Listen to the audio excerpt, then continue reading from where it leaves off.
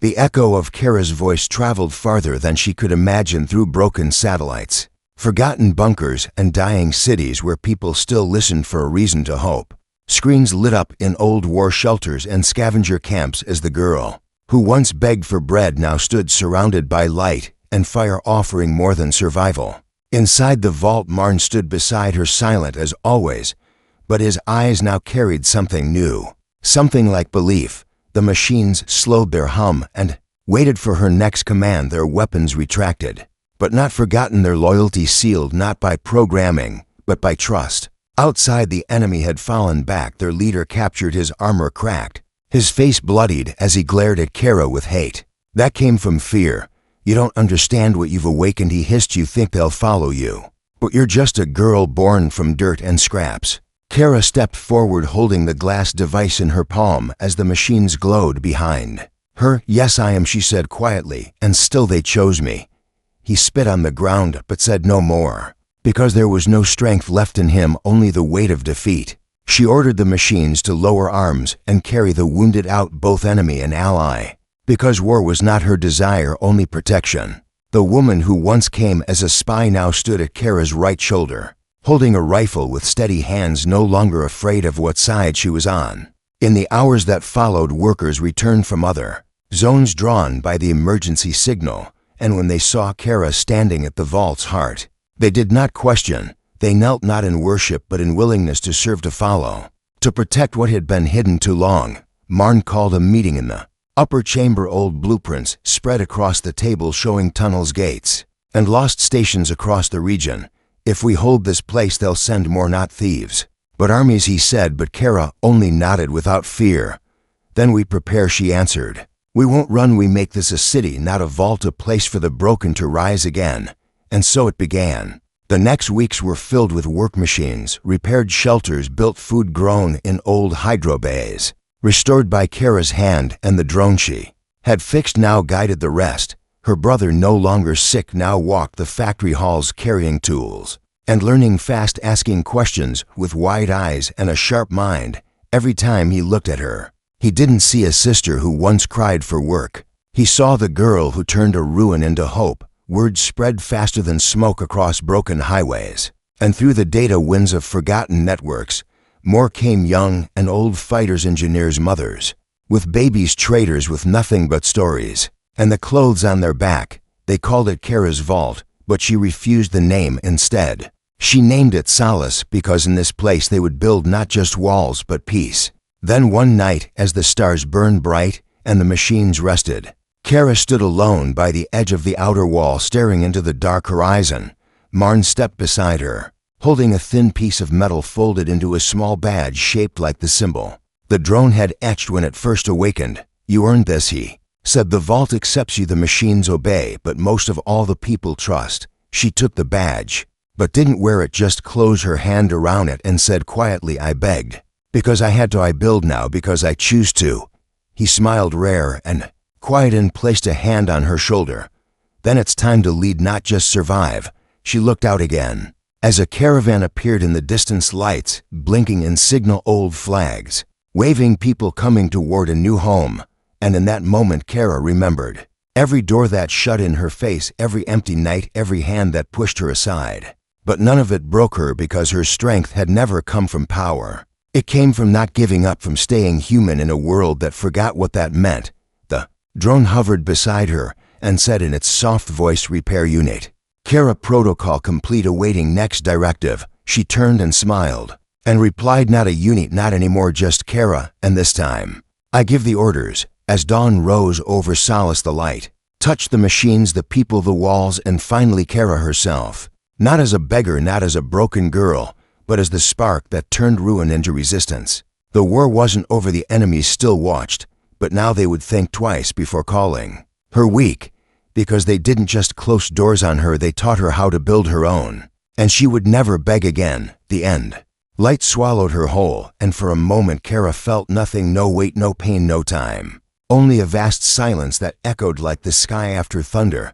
Then the whiteness cracked like glass, as she stood on a plain of stars, surrounded by moving lights and shadows that whispered her name without sound. She turned slowly, not afraid, but filled with something deeper, something older, a feeling like she had been here before in a life, not her own. In front of her rose a figure made of metal and light, taller than any man and shaped like a warrior from ancient myths. Its voice entered her mind like a wave. You are chosen not by blood, not by birth, but by strength of will, by your refusal to break. Kara stepped forward and asked, what am I? What is this place? The warrior pointed toward her chest, and she looked down, seeing her skin glow faintly with the same blue light that had pulsed through the machines. You are a key, the last in a line forged not by genetics, but by sacrifice. You fixed what others feared, you touched what others fled. Behind her 100 more machines appeared, floating in rows, silent watchers waiting for command. Each one once led by monsters, now answered to her because her touch woke them, not with code but with something deeper, something human. You can open the vault or seal it, you can awaken the army, or send it back to sleep. The warrior faded slowly into light, and her voice whispered one last time. The choice is always yours, Kara. The power does not bind, it offers. Her eyes opened with a gasp, and she was back in the core chamber, the pedestal still glowing beneath her hand, and the floor trembling under enemy boots. Outside the door, Marn shouted something she couldn't hear, and a burst of smoke filled the corridor as the drone fired at the intruders with red flashes of heat. Kara stood tall, her breath steady, her fingers no longer shaking, as the pedestal split and rose, revealing a small circular device made of smooth glass and humming energy. She took it into her hand, and the machines in the room lit up, as if they had been sleeping for centuries, waiting only for her grasp. At the doorway, 2 enemy soldiers broke through, weapons raised, eyes locked on her.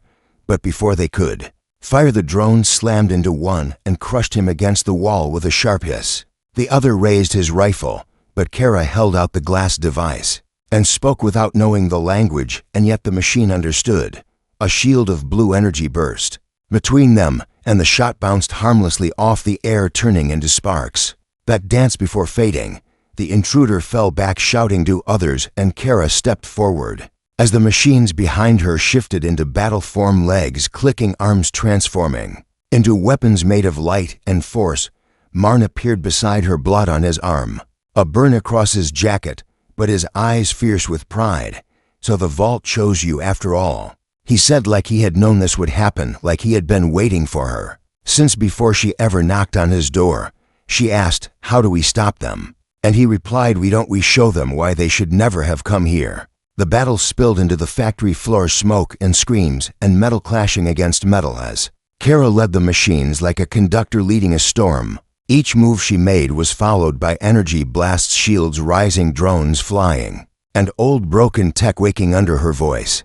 The invaders tried to retreat, but the factory had locked itself, doors sealed and exits vanished as the AI inside obeyed Kara's presence without resistance. One of the black-armored leaders pointed at her, shouting, target the girl, she's the source, take her alive. But the machines did not allow it. They circled her in a wall of heat and light, and Kara stood in the center, her eyes glowing like the relic itself. Then the woman with sharp eyes, the new worker, stepped forward from the shadows and shot 2 intruders in the back with precise strikes. She walked to Kara and said, I was sent to spy, but I won't follow men who burn cities just to steal what they don't understand. Kara looked at her and saw no lie, only exhaustion and anger, and maybe a little hope. Then take a weapon and help us end this, she said, and the woman nodded, grabbing a plasma blade from the ground as the enemy was pushed back. Kara raised the glass device and spoke the command that came to her like memory. Every screen in the vault blinked once, then projected her face and her voice across the old network to every forgotten receiver still active in the wastelands. This is Kara, daughter of nothing, born in ash, raised in rust. I don't beg anymore, I lead. If you hear this, come find us and fight for something worth saving. Kara stood still as the drone hovered near her shoulders, its frame humming with quiet energy, and its green eyes blinking with a strange kind of awareness.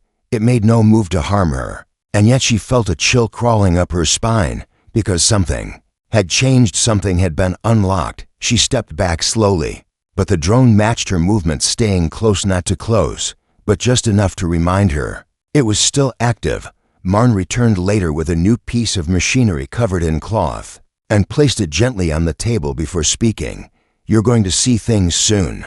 He said things most people aren't meant to see. Just don't panic and don't lie. He pulled off the cloth, revealing a silver dome like a helmet with wires trailing behind and a small slot glowing with blue light. Put your hand in, he said softly, not forcing her, but not leaving space to refuse either. Kara looked at it, heart racing. But she obeyed because Marn had never hurt her, and something deep down trusted him more than the city ever could. As soon as her fingers slid into the slot, the room spun, and lights flashed, and her breath caught in her throat. Images poured into her mind, not memories, not dreams, but data diagrams, locations, long numbers flashing, and names spoken in alien tongues. She saw planets burning and metal giants walking through smoke.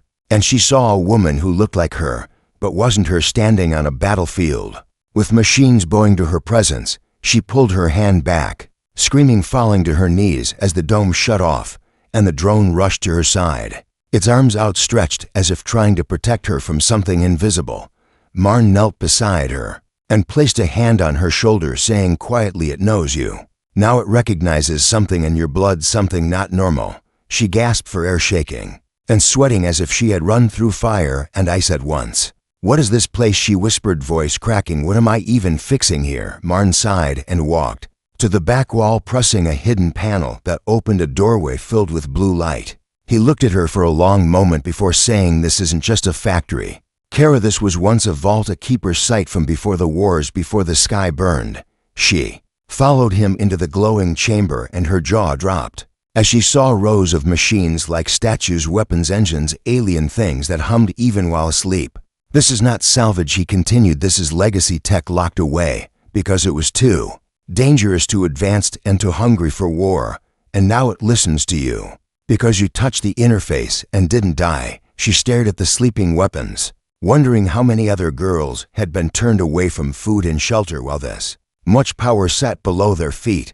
And why her? Why now? Marn turned to her, eyes sharper than ever, and said, "The drone shows you, and the interface confirmed it. You're not just a repair girl anymore. You're bonded to what?" she asked, trembling. "To whatever comes next," he said, and then walked away, leaving her with the machines and the silence that buzzed louder than any scream. That night, Kara didn't return to her shelter. Instead, she stayed in the factory, sleeping near the drone that now sat quietly in standby mode. Her brother had been taken to a safer room by Marn, guarded by 2 old droids and given clean food and warmer clothes. But Kara couldn't sleep. Her mind kept replaying the woman in the vision, the one who looked like her, who stood with fire in her eyes and war in her hands. In the morning, alarms blared through the walls, and Marn rushed into the chamber, where Kara was already standing by the drone. "Someone's breached the outer gate," he said. "Not city guards, not thugs, someone else." The drone's eyes turned red, and it spoke. "Intruder detected, defense protocol initializing."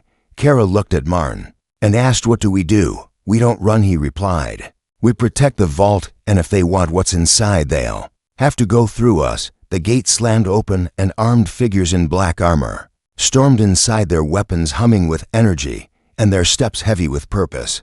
Kara stood frozen as the drone floated in front of her, arms raised, ready to fight. The first shot hit the wall near her head, and Marn yelled, "Get to the core chamber. Seal it from the inside. Don't let them near the relics." She turned and ran past the machines, past the glowing consoles, until she reached the final room, a place she had never entered before, a room shaped like a star. Inside, a pedestal rose from the floor, and on it sat a device pulsing with the same blue light as the first machine she fixed. Without thinking, she placed her hand on it, and everything turned white. Kara stared at the strange machine resting on her lap, its silver surface smooth like stone carved by water, and the blue light at its center blinked slowly like a sleeping eye. It wasn't heavy, but the warmth it gave felt unnatural, like it had a pulse of its own, like it was watching her. She carefully turned it over. Wires curled like roots under the shell, and small symbols lined the edges, not in any language she knew. Something about it whispered power, danger, secrets that were never meant to be touched. She looked toward the door, but Marn had left the room. Without explanation, no instructions, no warnings, only a short sentence, "Fix it, this one matters." Her hands hovered over the tools, unsure what would happen if she made a mistake, if the light turned red or blinked out completely. But her hunger for answers was greater than her fear, so she opened the main panel and began. Every wire she touched felt reactive, not electric, but aware, as if it understood her presence and waited for her move. She tightened a loose coil and cleaned corrosion from the circuits, and the light grew brighter, not harsh, but alive, like trust forming. Suddenly the machine let out a soft hum, and then went still, the light turning steady and firm, like it had accepted her repair. Kara sat back, her heart racing, and looked at the thing with new respect. Not just a tool, not just a task, but something valuable, something secret. Marn returned after a while, with 2 bags of parts, and glanced at the device, once without surprise, then at her face with a calm nod. "So you got it working, huh? Not bad," he said. Then tossed her a small cloth, wiped the prints, and "Forget it for now." She obeyed, but her mind was filled with questions she dared not ask. Later that night, as the factory quieted, she sat beside the furnace, holding the warm cloth to her hands, and thinking about that blue glow. Her brother had started walking again, a little every day, his strength returning with each meal she brought, and every time he asked when they could leave, she had no answer, because something inside her didn't want to leave. Not yet, not while the machines whispered, and Marn watched her, like he was waiting for something more. The next day a new worker arrived, a woman older, with sharp eyes and silence like a blade, and Marn simply said, "She's here to help on the loading dock, that's all." Kara nodded, but the woman never looked her in the eye, not once. Days passed, the factory stayed the same, but the feeling didn't. Marn stopped giving simple jobs, instead handed her data slates with blueprints, alien shapes, strange weapon outlines, and energy readings. Where did he get this? Who was he? What was this place? She never asked out loud, but Marn began testing her, showing her broken relics, asking her to find what others couldn't see. He never praised, never smiled, just nodded and said again, "Not bad." One night, as she returned to the shelter, she noticed a figure waiting near the alley, leaning on a wall, as if he owned the darkness. It was the same man from before, the smooth-talking devil, who offered warmth in exchange for shame. He smiled without teeth and said, "You look different. Now oil suits you, but the streets remember you, girl. We always do." She said nothing, but he kept talking. "We hear things, whispers about the factory, about old tech, about a girl who fixed something she shouldn't have." Kara's blood turned cold, but her face stayed blank. She walked past him fast, but his words followed like smoke. "Everyone has a price. Sooner or later yours will be named." Inside the shelter, her brother looked at her with sleepy eyes and asked, "Are we safe yet?" She lied with a smile and held him close, knowing the city had no mercy, and soon silence would not be enough. The next morning Marn gave her a folded cloth, and inside was a small black chip, unlike anything she had seen before. "Install this into the drone in bay for," he said. "Don't touch the core, just the port." She did as told, her fingers now trained to obey, her eyes sharp from survival. And the moment the chip clicked in, the drone's eyes lit up red, then green, and it spoke. Voice detected, unknown user scanning, complete. Human repair unit acknowledged. Kara jumped back as the drone hovered above the ground, its arms shifting, its frame unfolding like a creature waking from a long sleep. Marn watched without emotion and said, "That thing hasn't spoken in 5 years." He walked away, leaving Kara alone with a machine that called her repair unit like she was part of its code, part of its mission. The drone followed her silently to the workroom, and when she turned to look, its eyes dimmed, as if waiting for command. She didn't know what Marn was building or why he chose her, but something told her the factory was not just a shelter, it was a weapon, and she was becoming its trigger. The factory lights flickered above her head as she opened her eyes to the sound of grinding gears and hissing steam.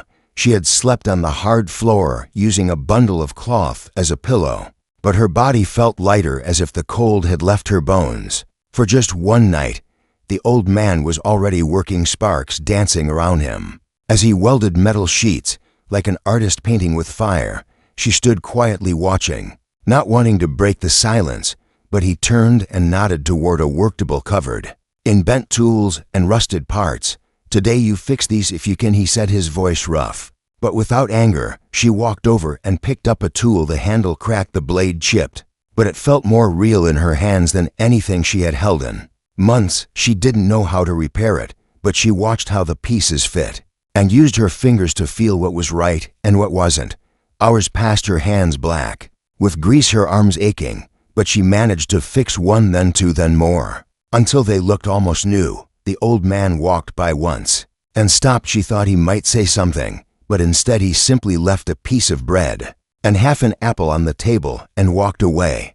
That was the first time she smiled without forcing it. As the sun set, she walked back to the shelter, where her brother waited, his eyes brighter, his fever gone. He sat up with his blanket around his shoulders, asking how her day went, and she laughed a little as she broke the apple in half and gave him the bigger piece.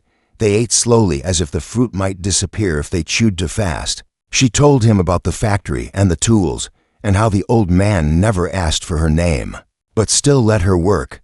Her brother looked at her with the wide eyes of someone too young to understand suffering and too pure to imagine betrayal. But in the shadows of the city, not everyone forgot her face. The man in the alley had not vanished for good. He watched from rooftops and corners, whispering her name to those who paid for pain. One evening when she was returning late, a group of men waited near the gates, eyes sharp and hungry, voices soft like knives behind silk. She walked faster, heart pounding, legs weak, but one stepped in front of her, asking if she was the girl from the factory, the girl who begged, the girl who still said no. She didn't speak, only tried to pass, but they closed in a circle round her, and one reached for her arm, saying, "We can give you a real job, girl, no tools, no machines, just easy money and warm beds." She froze, her breath sharp and cold in her throat, and for a second she thought of running, but her body would not move. Then a roar tore through the alley, the sound of metal smashing stone, and the old man came walking down the path, holding a steel pipe like a weapon forged in war. The men backed away, laughing, but not truly brave, and one hissed a warning before vanishing into the dark. "You can't protect her forever, old man. One day she'll come to us herself." She didn't speak as the old man led her back to the factory, but her hands trembled, and her eyes burned with silent fire. Inside, he didn't ask her anything, only handed her a new set of clothes, old and stained, but warmer than anything she had worn before. She took them and went to the back room, changing behind the machinery. The scent of oil and rust now felt like safety. When she came out, he looked at her and finally asked, "Your name, girl?" She hesitated, but then said softly, "Kara." He nodded and spoke as he turned away again, "Name's Marn. I don't ask questions. I don't give chances twice, but if you keep working, you learn more than bread." She whispered thank you again, because it was all she could say without falling apart. That night, as she sat beside the furnace eating her bread, she stared into the flames, thinking about what those men had said. Easy money, warm beds, no tools. And for a moment her tired heart whispered, "What if?" But she shook the thought out of her skull like dirt and told herself again and again that she wouldn't break, not for bread, not for warmth, not for any man's lie. She would rise through this city with oil on her hands and fire in her blood, or she would burn trying. The next day Marn handed her a small machine and said, "Fix it, this one matters." She didn't ask why, just got to work. But when she opened the back panel, something sparked inside it, and a small blue light pulsed like a heartbeat. She had never seen tech like this before, not in the ruins, not in the city, not even in the black market stalls where people sold old war scraps. It looked alien, or maybe pre-war, maybe forbidden. She looked up at Marn, but he had already walked away, leaving her alone with a machine that hummed like it knew her name. Kara placed her hand on the metal, and it felt warm, almost alive. And for the first time she realized this factory held secrets not even the city dared to ask about. And now she was part of it.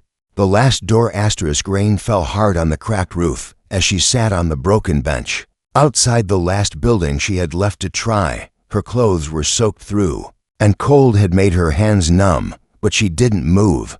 She had knocked on every factory door from the city gates to this corner, and each one had slammed shut the moment they saw her. They said they were not hiring, or that she didn't look strong enough, or that she was just another refugee from the outer war zones. But she had no choice left, because her stomach hadn't felt food in 3 days, and her little brother was even worse. He was hiding back in their shelter made of old crates and torn blankets, shivering with fever, and she couldn't even find medicine, let alone food. She wiped her wet face with her sleeve and stood up one more time, because she had promised him she wouldn't come back empty-handed. The factory looked like it hadn't worked for years. Metal doors, Rusted and windows cracked, but smoke still rose from the chimneys, so someone was inside. She stepped forward and knocked once with her fist, hoping someone would at least talk to her before turning her away. The door creaked open a few inches, and an old man peeked through, eyes scanning her. With the tired look of someone who had seen too many people beg, she spoke fast, afraid. He'd close the door if she paused. "I can work, I'll do anything, I just need a chance.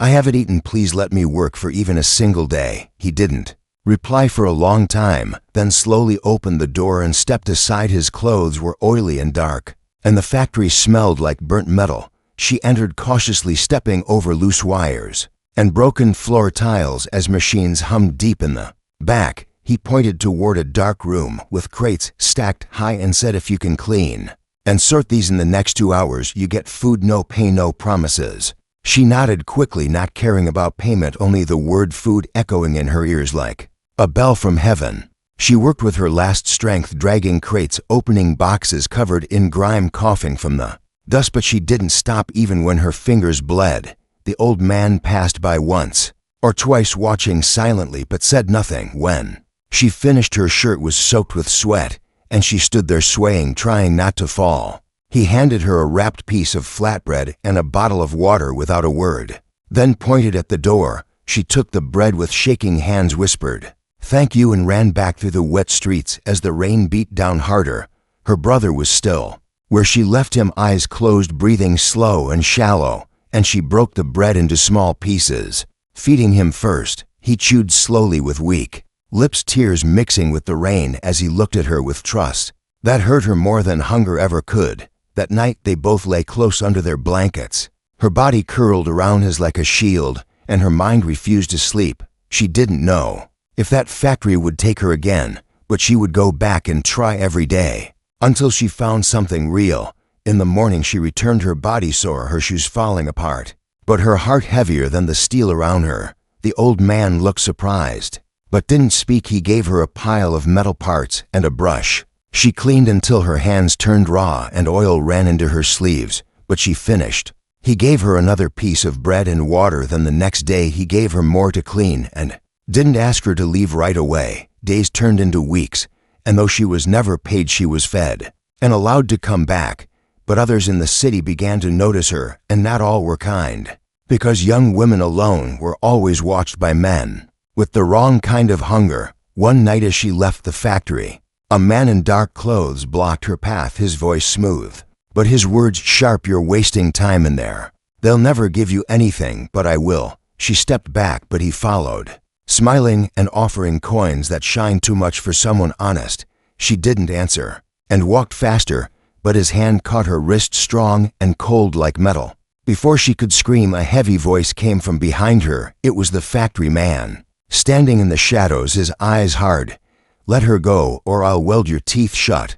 The man vanished into the alley with a smirk, but she stood frozen, breathing hard. The old man didn't speak, just turned and walked away, but she followed because her legs knew where safety was, even if her mind was still shaking. Inside the factory, he handed her a blanket and let her sleep in a corner for the first time since the war started. She didn't cry, not because she was strong, but because crying had already been burned out of her by fire and hunger and fear. She fell asleep with the blanket over her and oil still on her hands, but for the first time in years her body was warm and her stomach not empty, and somewhere deep inside her chest hope flickered again like a light that refused to die. Asterisk.